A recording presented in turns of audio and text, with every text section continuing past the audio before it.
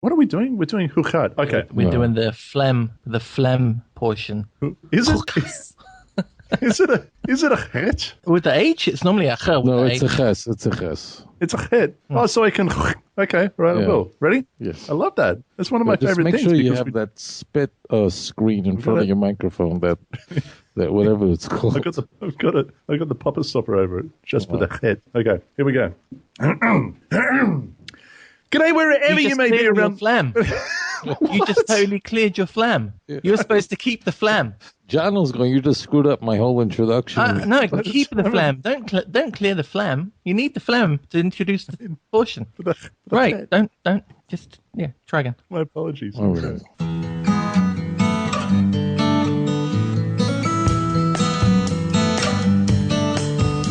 G'day, wherever you may be around the world, and thank you for joining us once again on truth2u.org. That's truth number 2, letter u.org. It's season 2 of Torah Pearls. I'm Jono, and joining me in the virtual Truth to You studio all the way from Ireland is Jason of spiritualbabies.net. G'day, mate. G'day. Good morning, everybody. Nice to have you back, my friend. And in Indonesia is the author of Let's Get Biblical. Why Doesn't Judaism Accept the Christian Messiah? Volumes 1 and 2. You can get a copy from his website, outreachjudaism.org. That's outreachjudaism.org. Welcome back to the program, Rabbi Tobias Singer. Thank you. It's wonderful to be back. Nice to have you, my friend. Today, we are in Chukat. Chukat. There we go. That's where we are.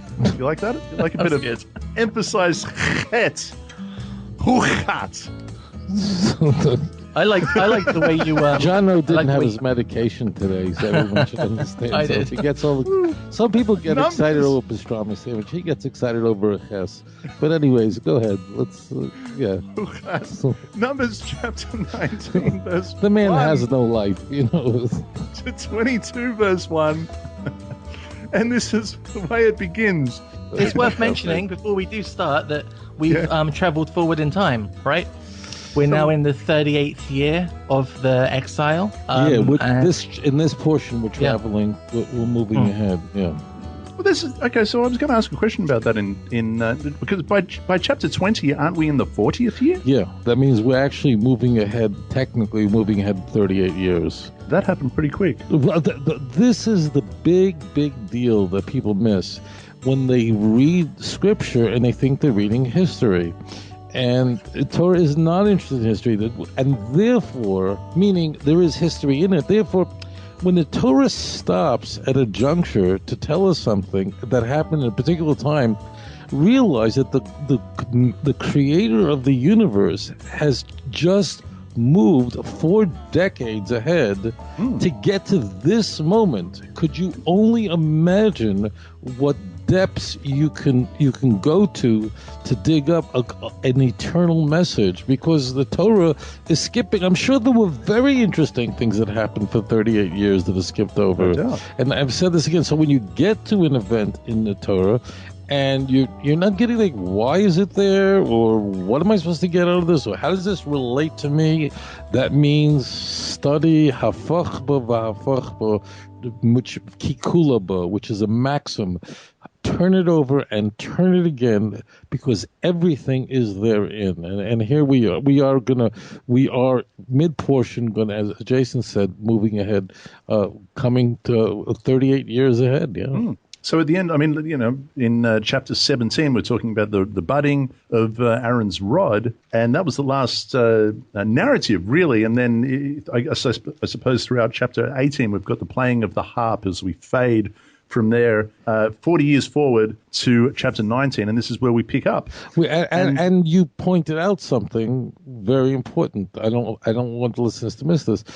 Obviously, there is a connection here where we had left off dealing where we finally, the rebellion's over, everyone gets which family of Levi, of Aaron, has their role. It's defined.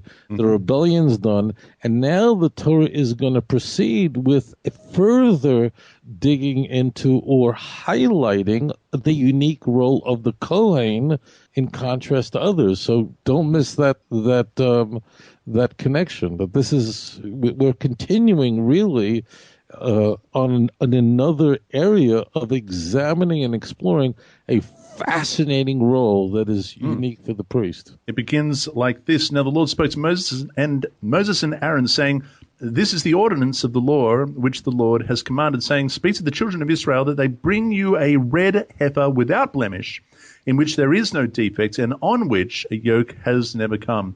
You shall give it to Eleazar the priest, that he may take it outside the camp, and it shall be slaughtered outside the camp, and it shall be slaughtered before him. And Eleazar the priest shall take some of its blood with his finger and sprinkle some of its blood 7 times directly in front of the tabernacle of meeting. Then the heifer shall be burned in his sight. Its hide, its flesh, its blood, its offal shall be burned. And the priest shall take cedar wood and hyssop and scarlet and cast them into the midst of the burning, the fire burning the heifer." Can I? So there's a couple of things there. We've got this para aduma, this red heifer, this young cow. Mm-hmm. Interestingly, it's before they ever wear a yoke, right? So it's in the sense of a work life, it's like a virgin, right? It hasn't fulfilled what its purpose is within as a piece of livestock. But what I want to ask here is, why Eleazar when Aaron is the person in charge of these? That's a really good question. That's a great question. Yeah. So we'll deal with that. So there is an allusion in the Para Aduma to many of the iniquities and mistakes of the Jewish people. There are allusions to everything. Obviously, we've gone through trauma after trauma. The para is a blink, a flashcard to the golden calf, and Aharon. He's such an exquisite person. He's going to pass away in this portion. We'll talk about that later. But the key point is Aaron is trying to make peace. And you're going to see he's really beloved. But Aaron has a hand in, even though he's trying to, we talked about this earlier, he's trying to delay the Jews from sinning and delaying, wait till tomorrow, then you can make with the golden calf. But because he had a hand in it, and he's rebuked for it, but he's well-intentioned, Aaron can't be a part, is not going to be included here. It's a brilliant question, because Aaron, in fact, had his hand in the golden calf, and therefore Aaron is excluded here. So that's why it goes to Aaron. A point, the big point. We had a conversation a while back, and that is that there are different words for laws. A point I must make to the listeners who are not thoroughly acquainted with the Hebrew, with biblical Hebrew, is biblical Hebrew is a very small language. Its lexicon is very, relatively speaking, if you're an English speaker, if you're not, I don't know what you're doing listening to the show. I'm kidding, but do you ever watch, I don't know if they have in Australia spelling bees, they have in America. Yeah. So you ever watch one of these spelling bees where they take kids practically in diapers and they're asking them to spell words? I never even heard of these words. And you're going, wow. And then there's always this kid from Pakistan who somehow wins, or whatever, or India. It's never like someone from California. But anyways, I'm going, wow, I never even heard of that word, let alone know how to spell the word. Now, Hebrew, it just, in point and fact, is really a small language, or relatively limited, very, and in fact, we have a lot of homonyms where a word can mean many things, just so you know that.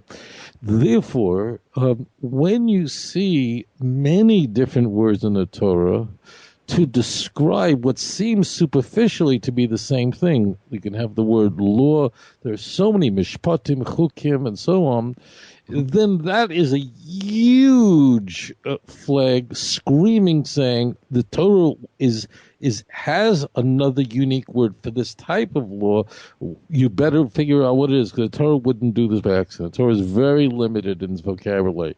The chok is, again, in the English translations, laws, statutes, gosh, I don't even know, whatever they have. But a chok is a law that does not have an obvious meaning. We don't know the meaning for it. There are great, philosophical works to try to figure out why we don't eat milk and meat, or why so on and so forth, why we can't wear clothing or wool and linen. Certainly, there's a great deal of sacred literature that explores this. But a chok is the commandment that we don't have an apparent understanding. And the Torah says, "Zois chukas haTorah." You got to know how this works.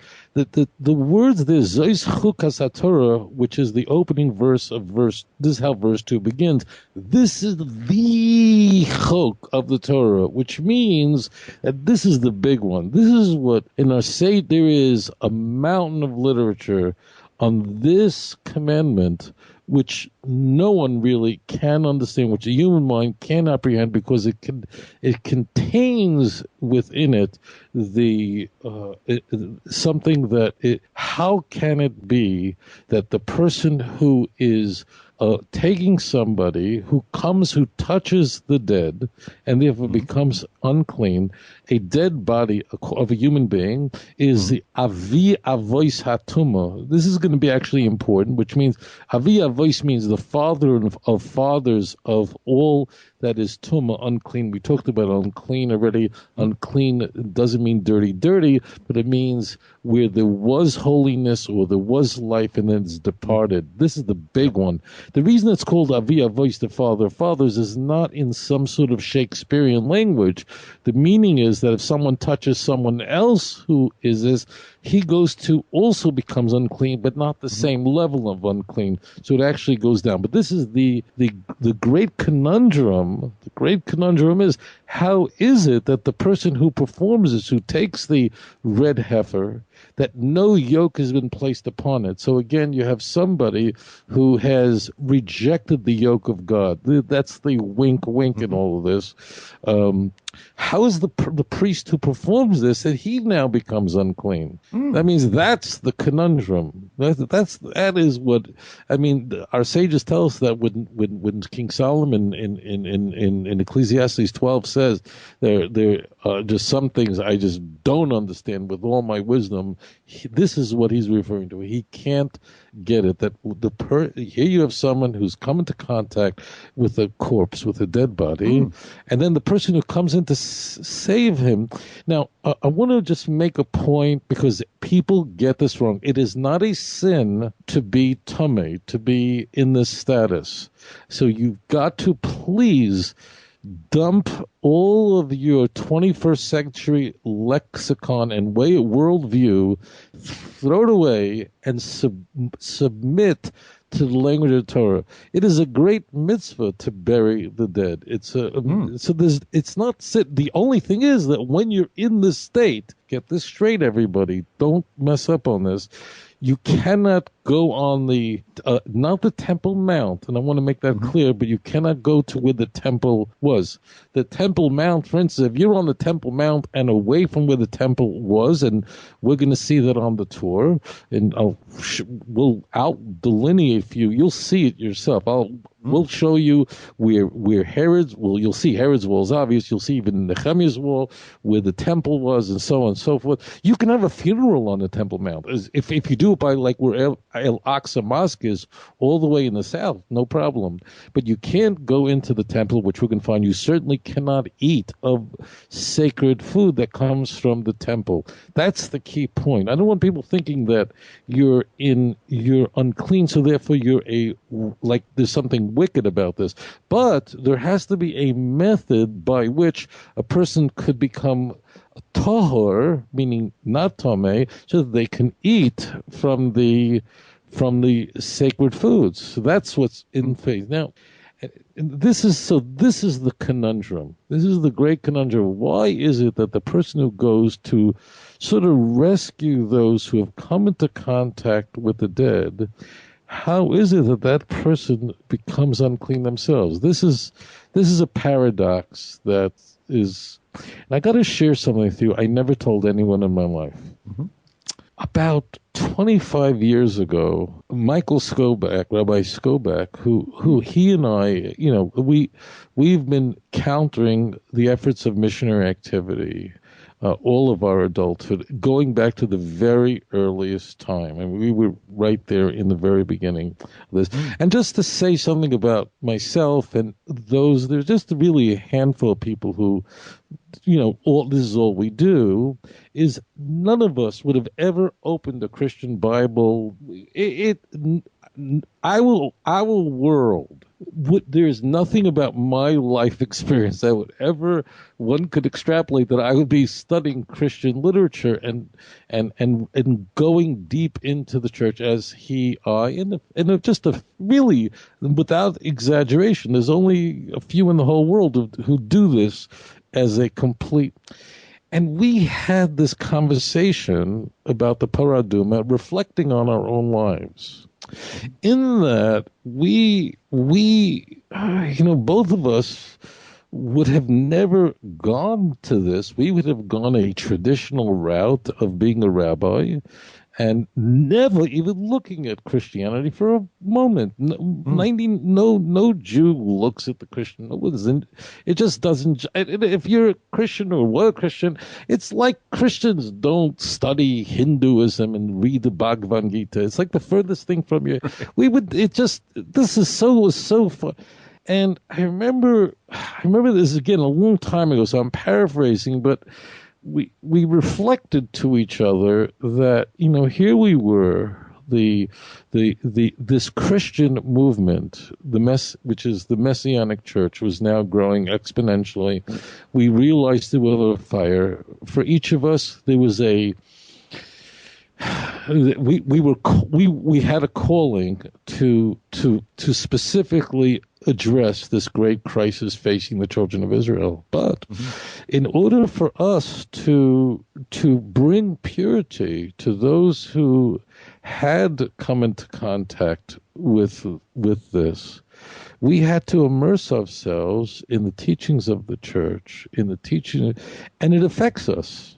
In one way, I don't speak for him, but in one way, any person, I think, who does this work, we all feel very deeply elevated by it, because we encounter things in our lives that we would never, we watch. I've seen miracles before my eyes, but in another way, I spent years of my life delving deeply into the church teachings and into the church, literally into the bowels of Edom, into the church, in order to bring purity to my brethren. It started out as bring purity and purifying Jews, and eventually it went on to, I want to bring purity to every person, Jew or Gentile, all are created in the image of God. But it affects us. Now, this is the point I want to make. The thing is that because I knew that, I can say I know, I always had felt, and I can't speak for others, but I think the people who do this, we all feel that God had put us here for this purpose. By doing this, it doesn't bother me anymore. Meaning, I have given up a sensitivity. The fact that a person could read through Christian literature, study it, really study it and you're really plunging into understanding Christian theology and the development, not only canonical Christian texts, but post-canonical Christian theology and doctrines and canons. To most people, it horrifies a normal person. It doesn't bother me. That's the point. The point is, I have in some way surrendered, lost a sensitivity to something that should be very disturbing, but because I have become so acclimated to it, and you've become desensitized. I'm desensitized, and I've lost something, because sensitivity is a good thing. It is a good thing to pass by a Christmas tree or a statue and go, whoa, this is an abomination. And if someone says, oh, look how pretty a tree is, I'm just saying it's a sign that you got to say, you know what, I got to work on myself more because this really should horrify me spiritually. So there is in the effort of bringing cleanliness and cleaning those who are unclean, you do surrender, you do become tummy in a sense that you surrender something that's very important. That is a spiritual sensitivity, which holy Jews who never touch this, I mean, you have to look at their faith, and then they just want to, I mean, they just, when I have in years past, going back many years ago, described it, they look like they were going to faint when they heard this. I mean, it would horrify a devoutly religious giant of a rabbi. I wouldn't, and it's. I remember that conversation, and it is, you know, like the paraduma very much in that when you're being metired tmeim, which means you are purifying those who are impure, it also is metamet tahirim, which means it brings a certain impurity, not in a literal sense. The priest is not evil. He didn't do anything wrong. In fact, it's a mitzvah of him to do it. So there's not a good and bad, but it does affect the priest in a sense, and it affects our work. I'll just speak for me. It affected me in that I have lost something that I probably can't retrieve very easily, and that is the sensitivity that ordinarily this should horrify me.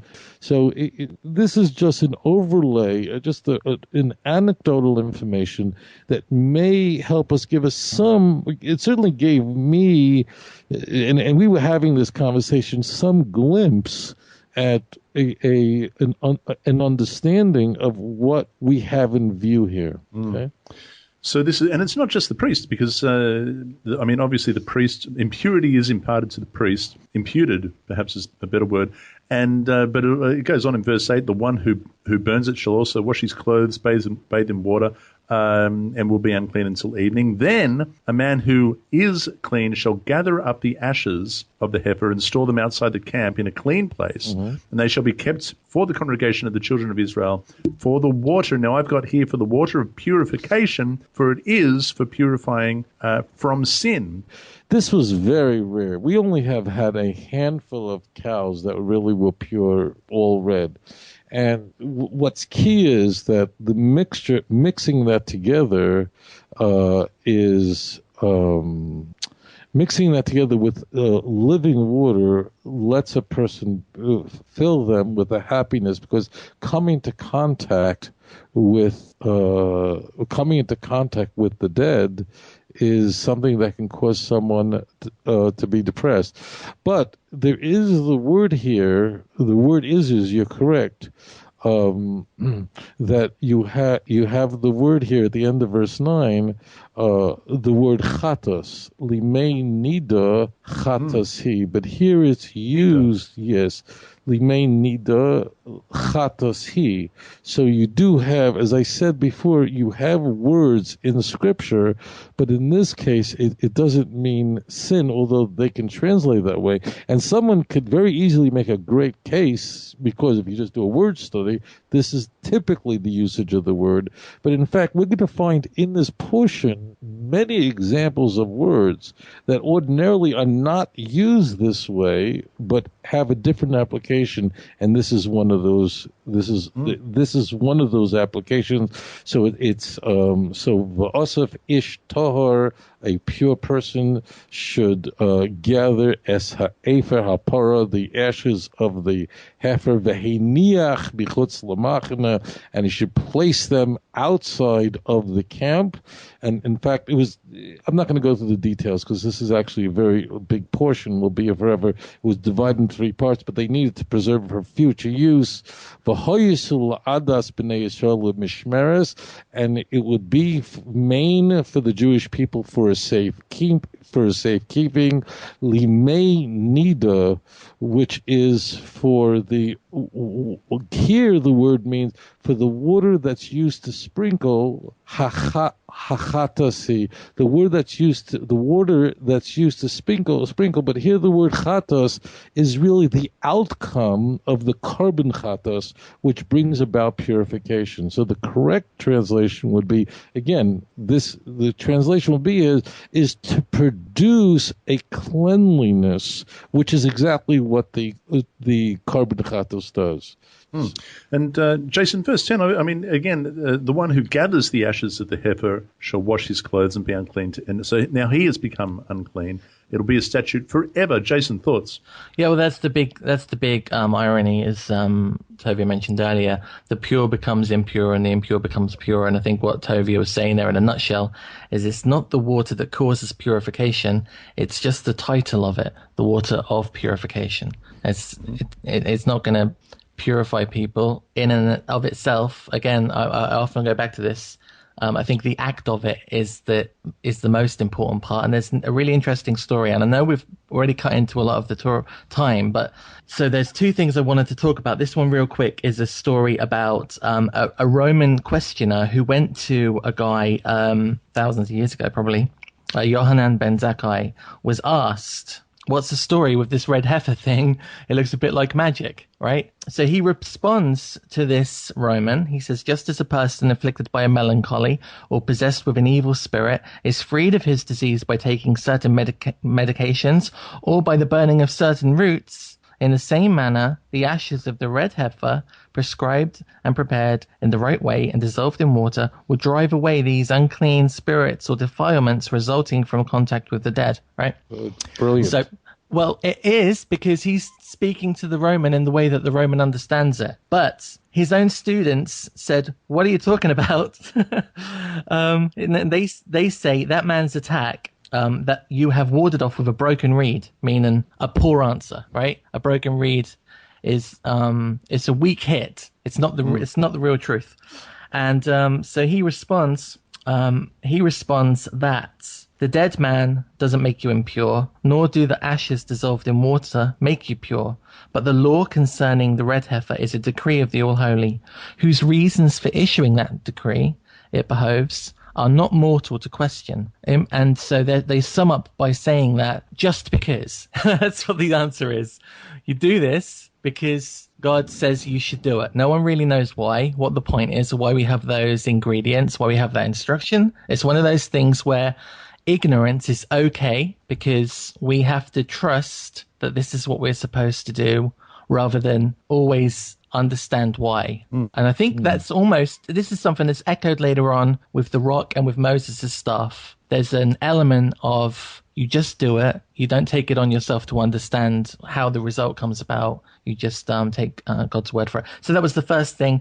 The second thing was, and maybe this is because I'm going through this with Rod Bryant at the moment, but when I was doing my notes on this portion, I got to the end of verse 10, and it said in some of my notes that this is a statute for the children of Israel and for the stranger that sojourns among them, a statute forever. Right? And in some of them, it says this is a statute for the children of Israel and the convert. Now, I don't want to get anyone's backs up, but if you convert, you are of the children of Israel. You can't be a convert and be a stranger. There's two different things. You can't be both. And understand why it's written certain ways in certain books and why it's not in other books. But in this instance, the stranger that's sojourning with Israel is not someone that's finished a conversion or gone through any process of conversion. I mean, there's different ways of looking at that. Some people think that the conversion we have today is the conversion that they had back then. Some references say that 3 generations of a sojourning family would result in you being accepted as a native born. There's lots of different ways of looking at it.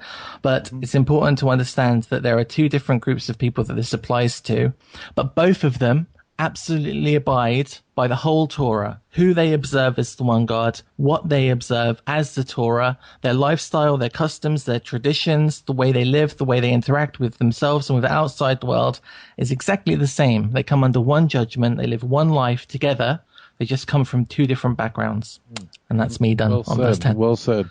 I'm gonna, this is so important, and I get so many questions about this. I want to just italicize what Jason just said.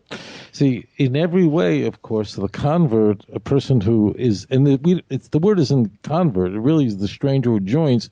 They really always had a Jewish soul. But there is a distinction, so let's be mature about this and not. There is a distinction between a person who converts to Judaism and someone who doesn't. And that clear is that they don't have a camp. That's a very important thing.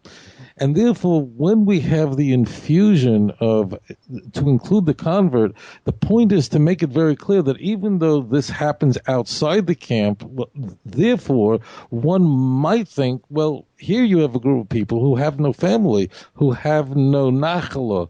They have no campment for themselves, and therefore, very important that this applies to everyone for all time, including today. We today do not have the paraduma, but then again, we don't have sacred foods to eat it from. Number two is, you could stop me if I'm going too far. The question is, people who go up on the Temple Mount, so one part of the Temple Mount, as long as you go to the mikveh, because the Temple Mount is a superstructure. Within it, you have the place where the temple is, and when we go on our tour of Israel going into November, we'll point out all this. So the Temple Mount is actually one of, if not the largest man-made plateau in the world. The vast bulk of it, you can perform a funeral there if you want to. We do go to the mikveh. We do abstain from wearing leather shoes, but this is dealing with the place where the temple was itself. There is a Jewish law that goes on, because I know this is going to come up, of how does someone even go to where the temple is. Like you see Rav Goren, after the 67 war, brought a Sefer Torah into the what was the Dome of the Rock. There's a very famous photograph of him, and that's where the Holy of Holies was. How did he do that? We are all today in a state of tumas mace, of being impure. And the answer is that during a time of war, it means you're going to battle for Jerusalem, and it's called kibush, which means you are now reclaiming the land. Soldiers don't have time to go to Paradumas and to all this entire very long ritual. You've got to fight right now for your land, and it is under that. It is that opinion for those who actually not just go to Temple Mount, but go to the place where the Dome of the Rock is, because of an opinion that today a Jew who is going where the temple stood is doing as an act of reclamation, of reclaiming the land, and we are now in a state of war with our enemies, and therefore these laws don't apply in this specific way. That means the person is not cut off. There are others who believe that there's another dominant opinion, I want to make this clear, that no, we do not go onto where the temple was. There actually is no opinion that you can't go on the Temple Mount, although you'll read about it. But the issue there is you don't know exactly where the temple began and ended. I believe, as so many great rabbis do, and Maimonides actually went on Temple Mount, and is that there is a responsibility that we have in Rabbi Yehuda Glick, God bless him and strengthen him. He has devoted his life to saying, look, if there is a concern about being on the Temple Mount and where you may tread and where you may not walk, it is the responsibility of rabbis, like Rabbi Glick, to tell people, here is the spot where you can walk to and here's a spot where you cannot walk. So there's actually two opinions. One is don't go at all, and that is sort of the one position that is very much in one part of the deeply religious camp, and the other part of the religious camp is the opposite. Well, I went up with Ramosha Feinstein, who's take that back, the greatest decisor of Jewish law of the 20th century, and he was critical. And his son-in-law, Rav Moshe Tendler, married Rav Moshe Feinstein's daughter. I went with him, and there's a YouTube of me going up with him, that his position is very strong in saying, no, as rabbis, we have a responsibility to point out where you can walk and where you can't walk, especially now. Now, it is true, and I know I'm taking time on this, but this is so relevant. It is true that 100 years ago, there were rabbis like, for instance, the first chief rabbi of the state of Israel, Rabbi Cook, says, you can't go at all. That's because we just didn't have the information 150 years ago of where the temple began, because Jews weren't allowed up there. We couldn't excavate, meaning we couldn't survey it. We didn't have the aerial photographs that we have today. We now know so much more than was known, 100 years ago. But so that just helps people understand what's happening here. Let us. That's interesting, because I'll just say quickly, it is of the view that we're not 100% sure where the Holy of Holies was, and so on and so forth. We don't know where we should step. If we go here, we go. That's the reason why I've never been up there. It's one of the reasons why I've never been up there. So I don't know, Toby, maybe that will change when we go on the tour. Well, yeah. This coming November. Let me just make this very clear, and what I'm about to say is no one would disagree with what you're about to hear, okay? And that is, you could take the Temple Mount, that means everything on the inside of the Western Wall, and divide it into 3 sections. Okay, what I'm going to say is non-controversial. Section A is where we know for sure the temple stood. Obviously, anything in the immediate realm of the dome of the rock. Just, I'm talking generally. When we're up there, I will, and the other tour guide will point out to you that is definitely the temple stood there.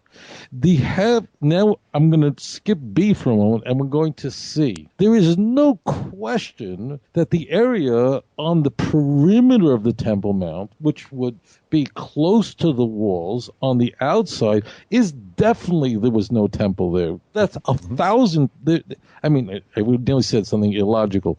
It is 100% sure that, for instance, we know when Nehemiah's wall ends. So there's no from Nehemiah's wall to Herod's wall, because the mount was expanded. Yes. You'll see this when we're on a tour. You'll understand it more. But Herod did the unimaginable. He actually expanded the mountain. He did that kind of stuff.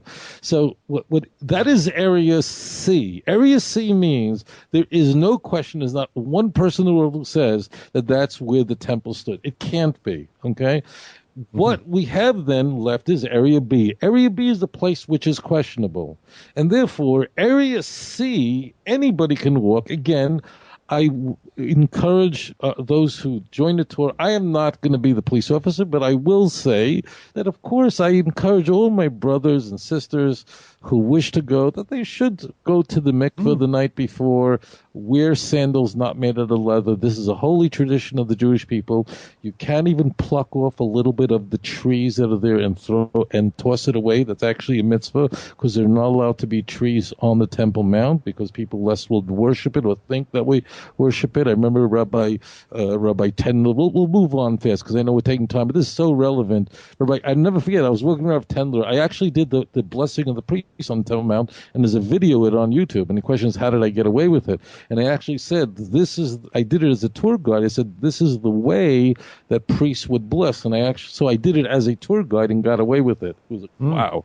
And it was shot with a 180-degree lens. I handed some of my camera and did the priestly blessing there. So just understand, there is Area A, B, and C. Area C, you can definitely go. Again, do go to the mikveh the night before. They're all over Jerusalem. And then there's those who hold that you can go anywhere, because this is an issue of recapturing Jerusalem, and that's an opinion. You can rely on that opinion, or you can rely on the other opinion and say, stay away, and either of those are reasonable, because in fact the Jews did go to war, and they didn't have time to go to mikvahs and so on, and so forth. So anyways, let's continue. I just wanted to raise that point. Boy, no, I appreciate that. Yeah. Jumping forward to chapter 20, verse 1, then the children of Israel, the whole congregation, came into the wilderness of Zin in the first month, and the people stayed in Kadesh, and Miriam died there and was buried there. This is Miriam. Miriam was, let me see, how old was she? She was, I guess, 126 years old, about there. Wow. I think I'm 26 years old. And this is a very important, because this is going to connect to what's going to happen. And that's key. And that is, see, this is the oldest sister of Aaron. Just so you know, Aaron was 3 years older than Moses, and Miriam was 6 years older than Moses. And she's the older sister. This is the woman who has a long history with water. This is a woman who protected we'll call him the savior of the Jewish people, who God would use as his vessel, Moses. And she was the one who stood from a distance and watched as God's hand worked with water. And of course, therefore, the Torah is now going to connect her death, which is going to shatter the people, and to what is going to happen next. And it's a sad introduction to the passage we're about to read, but this passage is familiar to us already because we've done this before. It's so, if I can say deja vu, it says, now there was no water for the congregation, and so they gathered together against Moses and Aaron. And the people contended with Moses and spoke, saying, if only we had died when our brethren died before the Lord. Moses really gets very upset, and this I think is very clear it's going to affect Moses. They are not, just to contrast at this point, which must be, they're not saying we want garlic as they had in the past, and we want leeks, and we want watermelons, and we want fish. Yeah. And the people are grieving. So you don't have water, but again, you do need water to live. But this is not. I'm not doing it now, but if you do and compare this, it isn't the weight of what they're saying now is. Egypt isn't coming up. Egypt's coming up like you brought us out of Egypt, but not we want to go back to Egypt. This is This is, by the way, also before, this is a reminder what Jason said earlier. This is the new generation. Everyone we know has died. This is the generation going in. So this is what they said. Right. They said, "Why have you brought us up the assembly of the Lord into the wilderness that we may, and our animals that we should die here?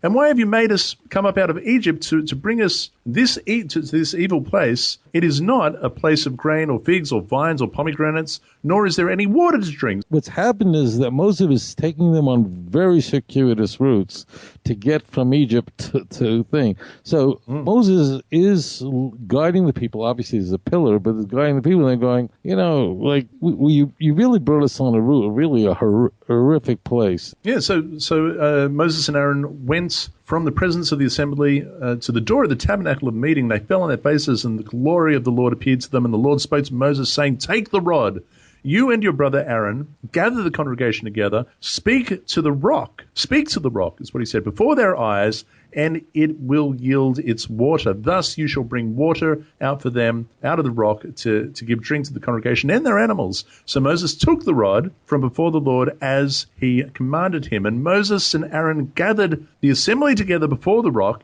and he said to them, "Hear now, you rebels, must we bring water out of the rock for you out of this rock?" Then Moses lifted his hand and struck the rock twice with his rod, and water came abundantly out for the congregation, and they drank. The animals drank.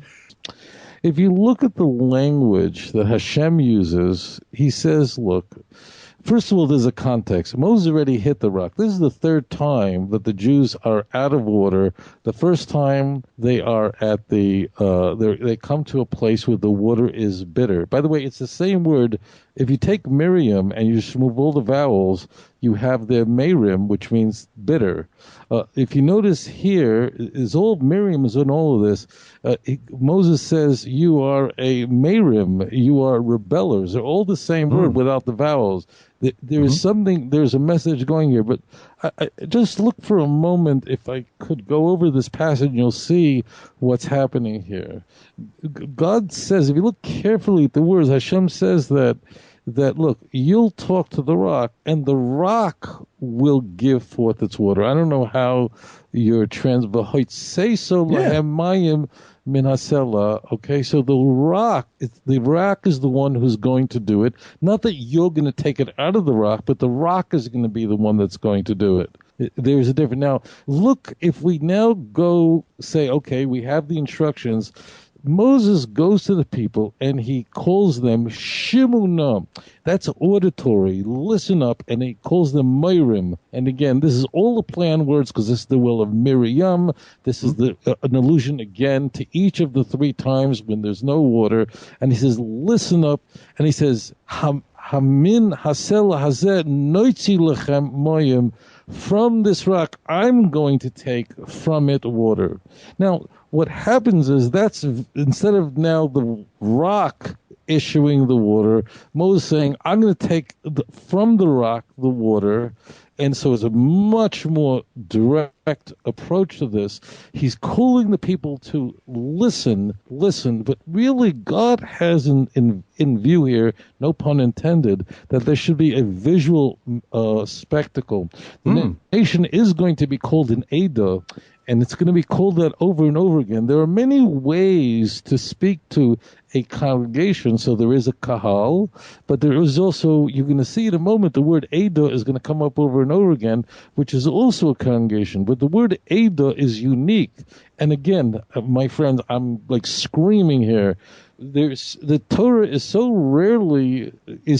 cheap with words that when we have the word Ada, you have to ask how is it different. Ada means witnesses, from the word aid. It means God wanted the people to just observe something, and from it, they would be inspired from it.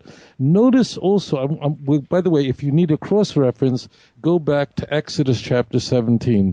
In Exodus 17, where Moses is instructed to hit the rock, you'll notice the whole congregation isn't there. This is not a public display.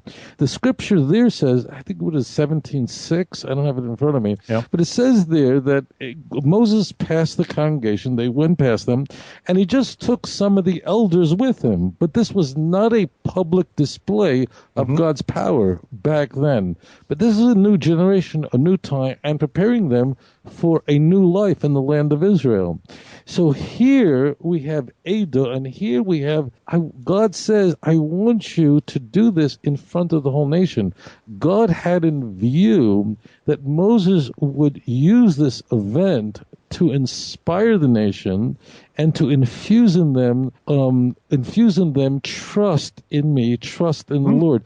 And in fact, our sages, Maimonides, very prominently, when God, we're going to come to it, rebukes Moses and says, but you didn't believe in me. Well, the word actually could be read, you didn't cause belief in me.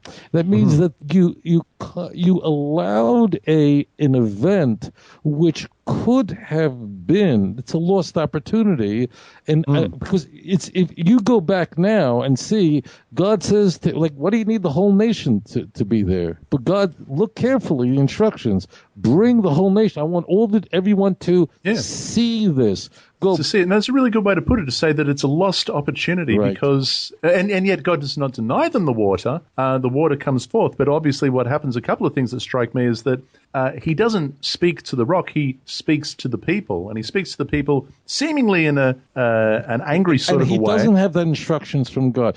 Again, there's not, it means everything can be explained. What would cause Moses to be just shocked and blown away?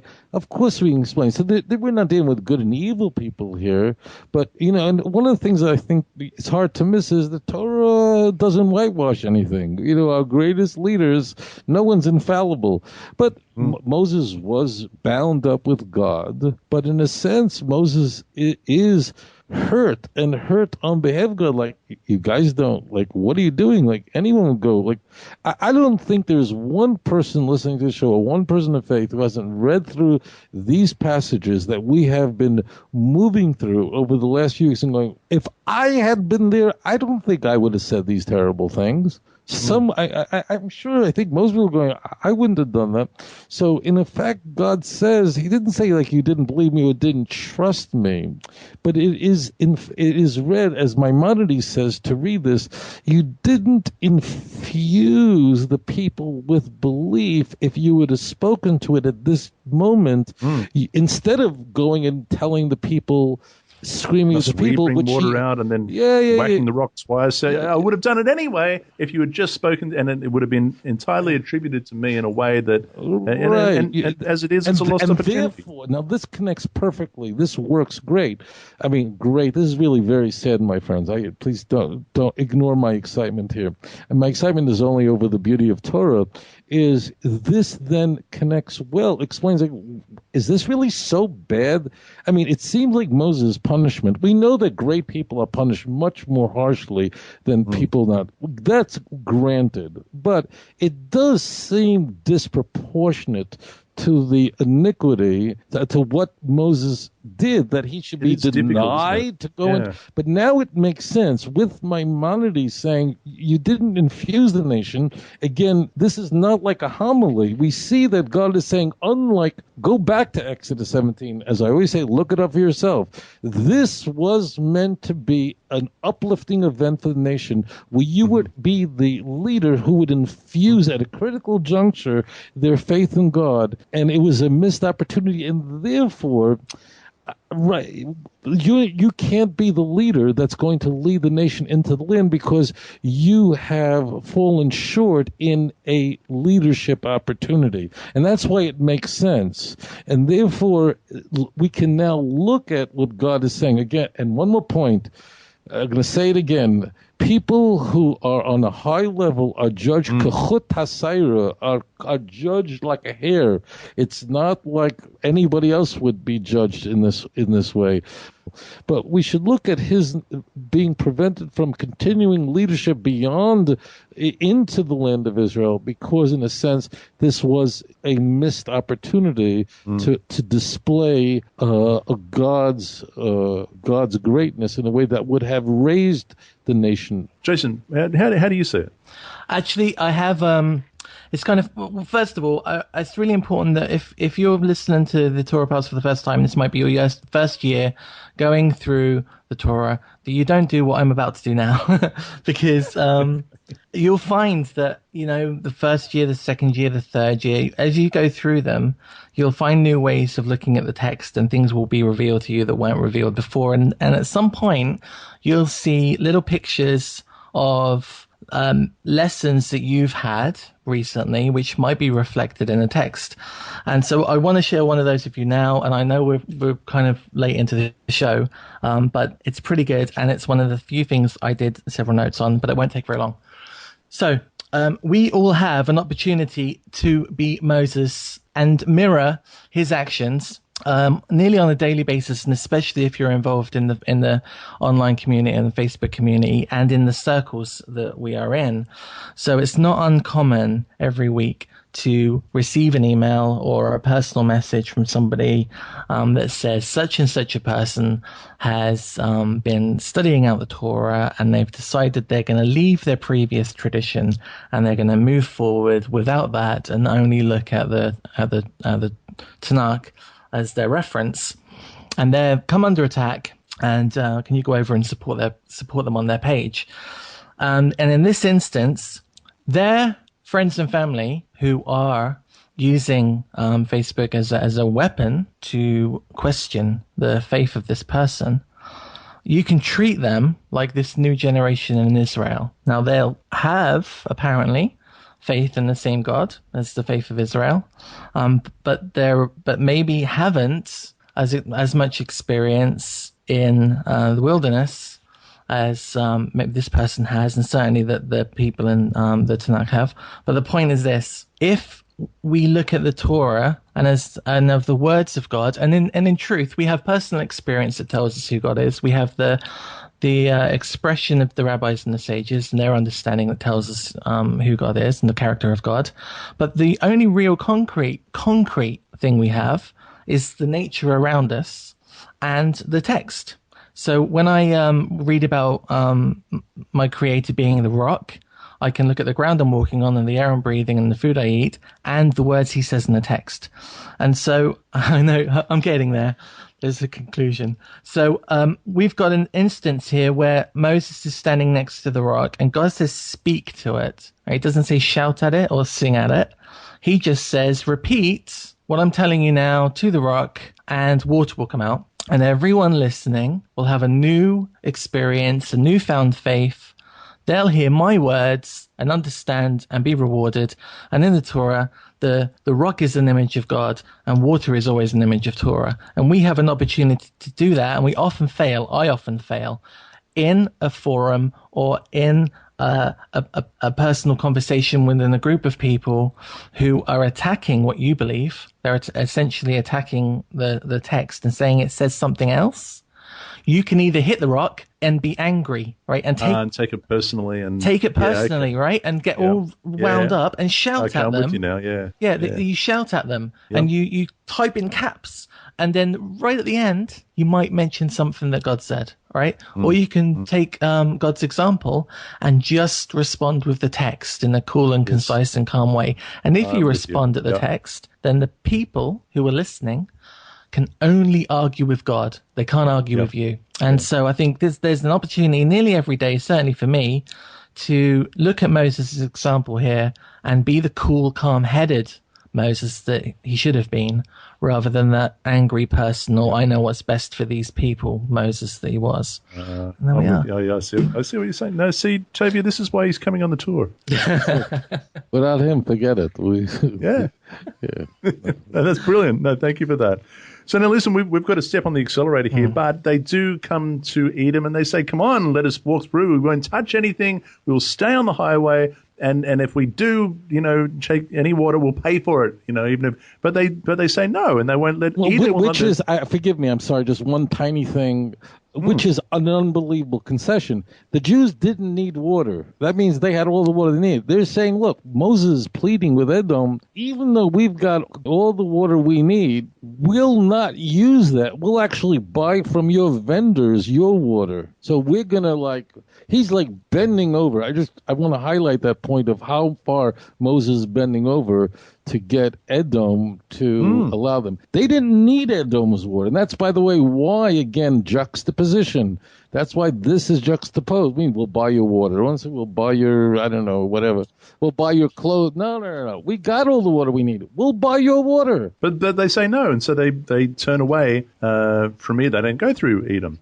And now, verse 22, the children of Israel, the whole congregation, journeyed from Kadesh and came to Mount Hor. Now, this is just, I don't even know how to comprehend what this would have been like.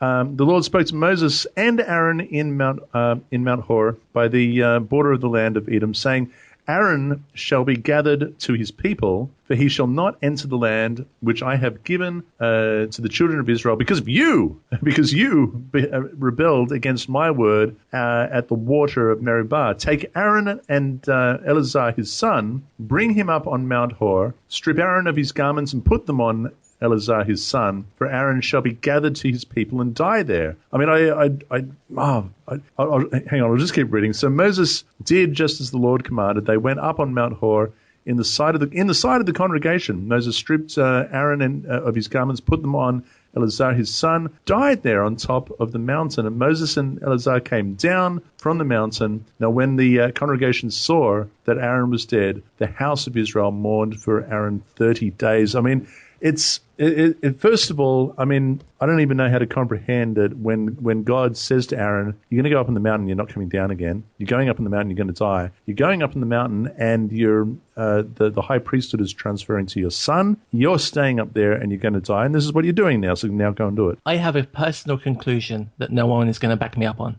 That Aaron was possibly really, really sick. Right, because God didn't give this instruction to Aaron. He gave it to Moses. Moses took this person up to the top of the mountain. He stripped the person. He took the person that the clothes were going to go onto with him. Aaron doesn't actually say anything. And I wonder whether they did it all for Aaron because he wasn't able to do it for himself. Because he was potentially on his last legs. I was looking at it in a very human way, that may have been the case. But I didn't. When I looked through the text and I had a good look, I couldn't see any way that Aaron interacts with people. Moses does all of the work. Pretty much. True. But if God said to me, "You're going to go up in the mountain," you're not that's coming it. He down didn't say that to Aaron. I reckon I'd be speechless as well. Yeah. But maybe. But he didn't say that to Aaron, though, did he? He said it to Moses. Well, it says at the beginning that the Lord spoke to Moses and Aaron in Mount Hor by the border of the land, saying. So it might be within his hearing. But you know. But there is another angle here, and our sages tell us that every text has 72 different ways of looking at it. Don't do that. But I won't do 72, but just I will one. give you one. And this is Okay. a dominant understanding Please, of these numinous passages. And that is, Aaron had great peace in his life. Vayidoim Aaron. Aaron's nature was always a peacemaker. And at a time, even when he saw, any person's worst nightmare is to watch your children die. And Aaron absorbed that, and Vayidoim Aaron, Aaron was silent when it happened. Aaron was the great peacemaker, and we're going to see that the mourning of the Jewish people over Aaron even exceeds that of over Moses. Moses was very often the one who was scolding the Jewish people. Aaron is always trying to make peace all over the place. But Aaron does have the nachas. I mean, if you look, we can't live forever, right? So I ask every listener the question: God should only Aaron here is let's say 123 years old, about there. He's got to be 123. When you're 120 years old, what would you want to, at some point we can live, some people live in La La Land that they're never going to die, but realistically, what would you like to see in your life as you're going on to the next world? Well, I think most people would say, if I had my grandchildren and great-grandchildren around me, and they had a yarmulke on the head, and they were devout Jews, devoted to the God of Israel, and I knew that's how I was leaving this world, that my children and grandchildren were continuing on in the great mandate that was given to me, and they had continued. Incidentally, Moses didn't have this comfort. He had a grandson who was worshiping idols and bringing idols to the Jewish people. That goes on in another place at another time. So Aaron, this is in a way a peaceful moment for Aaron, in that there's a transfer, and Aaron gets to leave this world with the peace and knowledge, and that's why we have this is very quiet, where Aaron has really what I think most people, when you ask them, what would you, when you leave this world, when you're 120 years old, what would bring you a sense of peace? The peace is that my children will continue in my ways, in the ways that inspired them. And he gets to see that. Right, and that's what Aaron did. So in another sense here, Aaron he sees the clothing of the high priest. It is taken, removed from him, and placed on Elazar. It doesn't, now also, you have to contrast. Look at the misery that Reuben must have been feeling, or his sons feeling, going that the priesthood, which would have been the firstborn, was taken from him.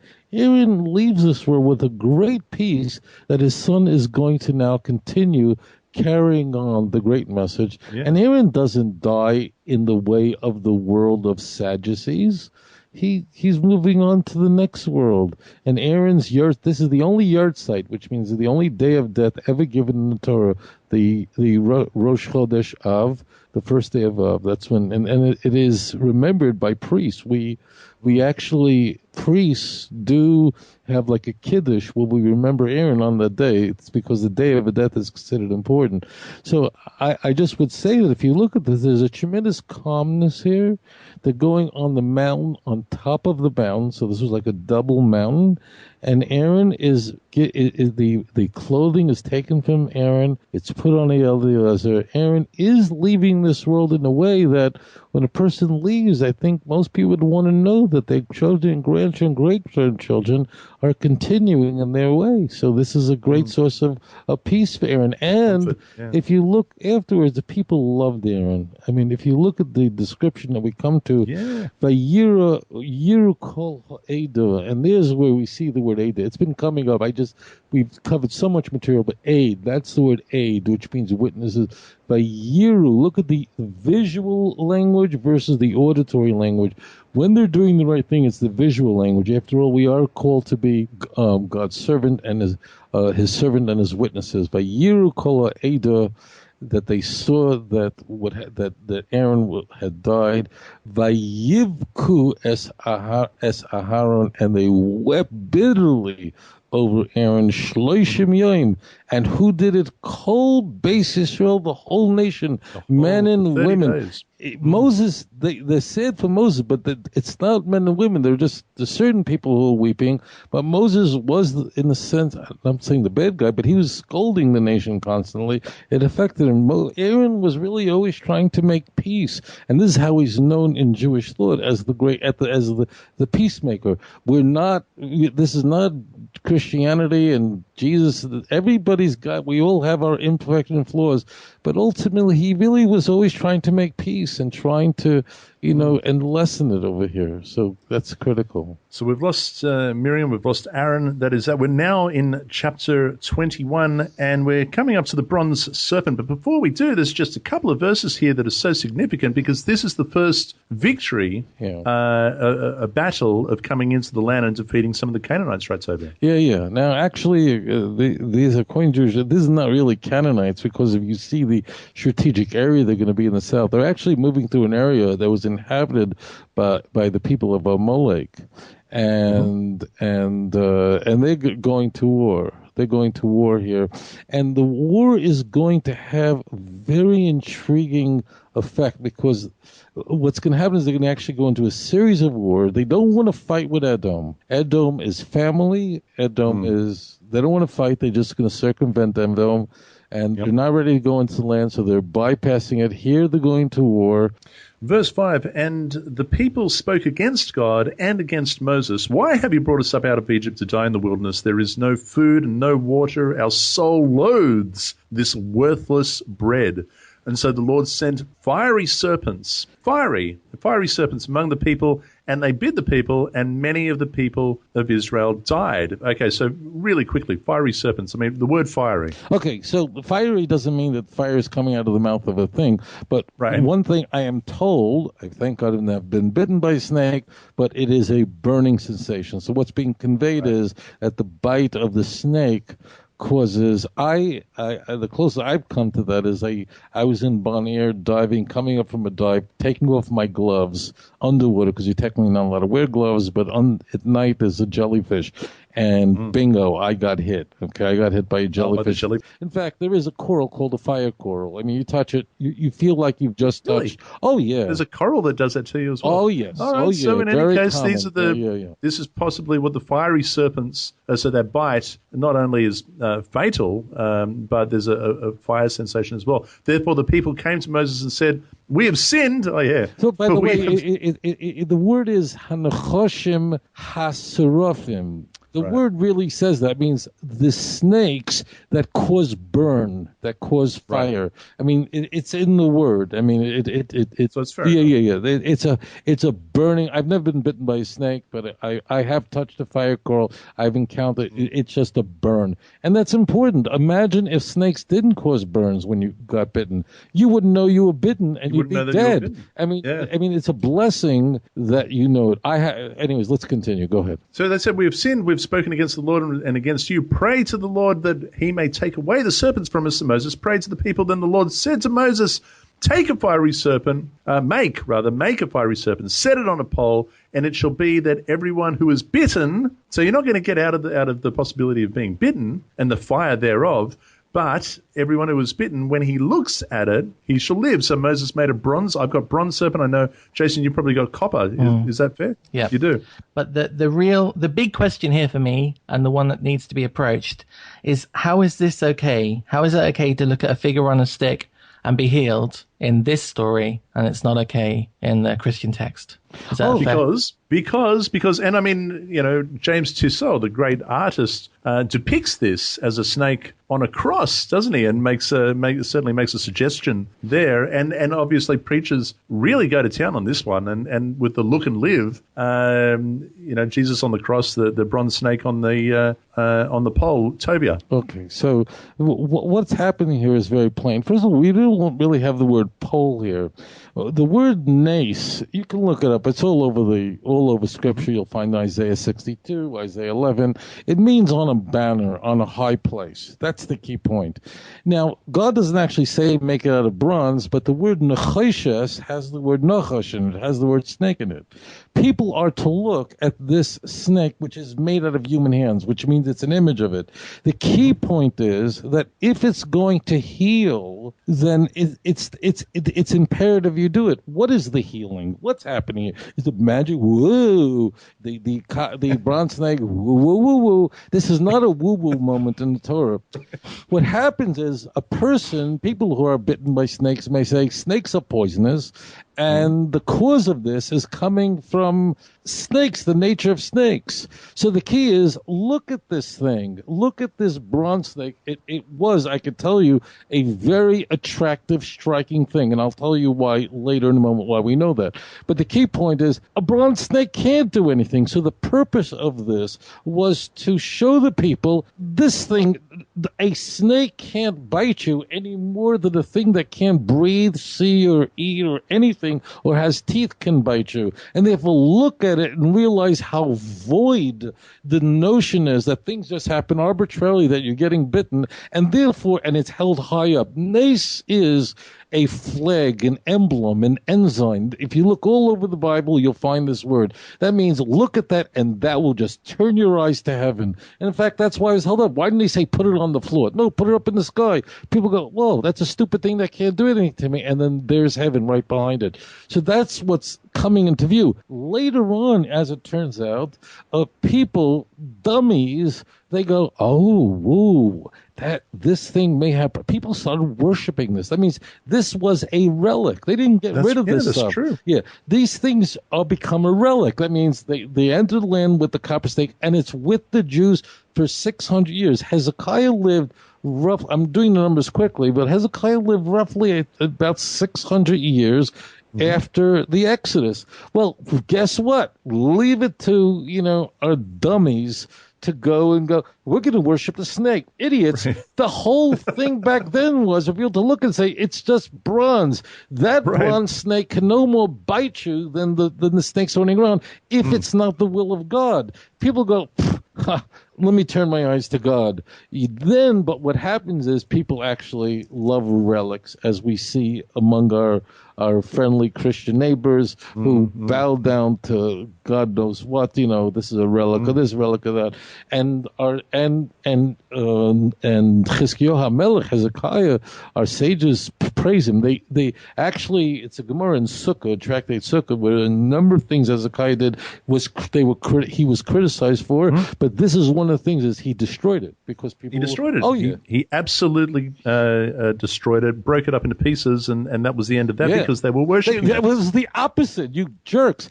I'm sorry to use such language, but this really is jerks. The purpose. It's not just a relic has become an object of worship, so let's get rid of it. No. The whole it is the reciprocal, it's the antithesis of what it's been. The purpose of it, the show, is that these snakes are nothing, that it's all from God. It's the way you're behaving that's causing these things. You idiots, you took something that was supposed to show you, hi, I'm a nothing. I'm a bronze sculpture. I'm nothing. And then you went and did the opposite with it. You went and worshipped it. I wish I was a greater rabbi than I am, because there are some greater, I wish I was one of those great rabbis, I meant to say, who have the ability to come up with these great stories. But this is like stupid people. It's like the people of Chelm. Chelm is this fictitious city where everybody's an idiot and everyone's doing just stupid things. And it's in Jewish lore, whenever we want to show how dumb people could be, we tell the story of Chelm. There is no such place, but it's dumb. So Chelm had like a bridge, and the bridge, this is a great, so the bridge was broken. It had a hole in it. A passerby comes and says, hey guys, you've got a bridge here, and there's a hole in it. Someone can fall through and get killed. So what do the people of Chelm do? They built a hospital on the bottom of the bridge. They built a hospital on the bottom of the bridge. Problem solved. Problem solved. Now if someone pulls through, we can put him in the hospital. That's how stupid this was. That's the point. The point is, this is. Well, it's funny you should say that, because the what is the emblem of the medical profession? I'm a rabbi. I'm not an. I can answer that question. Yeah, go ahead. Jason. Go ahead. Jason. All right, so I'm desperately trying to remember the name of the god. It's the Hippocratic Oath. Right? It's Hippocrates. Asclepius is the guy that is the guy with the medicine. Maybe it's Hippocrates. Anyway, he had a daughter, and the daughter held a staff, and the staff had two snakes, and she'd walk around where sick people were, and the snakes would lick the eyes of the sick people and make them better. And that's a true story, by the way. I'm joking. I'm kidding. Like, what are you smoking? You could tell that. You could be sure that LSD was completely legal when that story was invented. There was some frogs in people's mouths, I think, at that point. But yeah, that's why ambulances and the medical service often have a staff with two intertwining snakes around on the outside. Okay, so what you're telling me is that emblem has nothing to do with this passage in the Tanakh? Nothing at all. In the Torah? Wow! Didn't know that. I think it's Greek, yeah. How about that? There it is. Now, we've got to fly ahead, guys. I'm sorry about this, but we're running out of time. I just want to really quickly, verse 14, Tovia, the book of the wars. What? The book of the wars of the Lord. What book? Well, no, we don't have this. Incidentally, my friends, is going to come up very often throughout Scripture. You're going to find the Book of Chronicles and so on. There were books that these things were recorded in, but were not kept because they're not the Word of God. But they were inscribed and written down in books. But later on, prophets would use these records to collate their own prophetic works that we find later on. Okay. And one little example we have here from verse 14 and on, it seems to have been poems, perhaps songs, and we have some there. Now, in the interest of time, Jason, is there anything in the remainder of chapter 21 that you'd like to highlight? No, I don't think so. I think I'm pretty much done. It's worth, and I said it a few weeks ago, don't just listen to this and assume that you've done your due diligence, because we might be making it up. And I am making it up. Read it, folks, because we're not going to read it all. Yeah, read it for yourself, because there are some really interesting people in here, like Og, right? This giant dude. Who had loads of walled cities, and he had a massive bed, and it's one of the last giants, and there were some interesting questions there. If all the giants died out, if the flood killed everybody, how Og? So no, go and have a look for yourself and get involved online, get involved in the communities, ask questions, because we've got a huge. I mean, we're just 3 people, but we're part of a much bigger circle of people who are doing this every day, not just for an hour a week. So get involved. Fair enough. So, but you're right. There's a few extra battles here. The battles continue as the first one we have at the beginning of chapter 21. Toby, is there anything you'd like to highlight before we close off here? There is, but what I think is key is that a person should always seek to make a real peace. And not a fake peace. And that's what I would take here. And that is, you notice it's impossible to miss the point that it wasn't necessary to go to war with Edom. They could have been circumvented. Mm-hmm. But Israel was not compromising its integrity by just circumventing them. There's something Hashem does here, and that is when subsequently the Jews are going to go to war by aggressive nations who had no reason for going to war with the Jews, it ultimately turned into a blessing. And that is, the Jews used these places that we were launching pads against our nation, and then we said, okay, we're going to battle, destroy them, and then we took them over. My friends, this is a picture of the future. Moshe Dayan, the guy with one eye, the great general, said to King Hussein, don't fight, stay out of the war, it's just Egypt and Syria, we don't want you. And what does King Hussein does? He actually goes to the grave, with the grave of Samuel is, and from that spot, right there, he's launching rockets at apartment buildings in Jerusalem, which makes no sense at all. But if he hadn't done that, and if he would have stayed out of the war, we wouldn't have Jerusalem, we wouldn't have We wouldn't have Hebron. We wouldn't have Judea and Samaria. That's the heartland of the Holy Land, my friend. It isn't Tel Aviv. I mean, that's the birth. So therefore, what's happening is we see a picture that Israel does not. Yes, Jews do not have to. We don't have to go to war against Nigeria or whatever. We don't have to go to war, unnecessary wars. But Hashem does. Attack us. But what happens is that Hashem puts stupidity in the minds of our enemies, so that when they attack us, we respond and then we take over, and that's the end of them. And that's what we need to do now, rather than trading away land, the very gifts that God has given us. Beautiful. Thank you. That is an excellent way to end it. In fact, our Torah portion does end with the first verse then. The children of Israel moved Bingo. and camped in the plains of Moab on the side of the Jordan across from Jericho. We're going to be passing through there, by the way, on the tour. But this sets the stage for one of my favorite Torah portions, which we will be getting into next week. And that is, of course, the Torah portion of Balak. And I love this story, and I'm really excited where it's just one of my favorite ones. So I'm looking forward to that. Thank you, Jason of spiritualbabies.net and Rabbi Tobias Singer of outreachjudaism.org and tobiasinger.tv. tobiasinger.tv. You'll find all these videos there. Thank you again, gentlemen. And in the meantime, dear listeners, be blessed and be set apart by the truth of our Father's word. Shalom.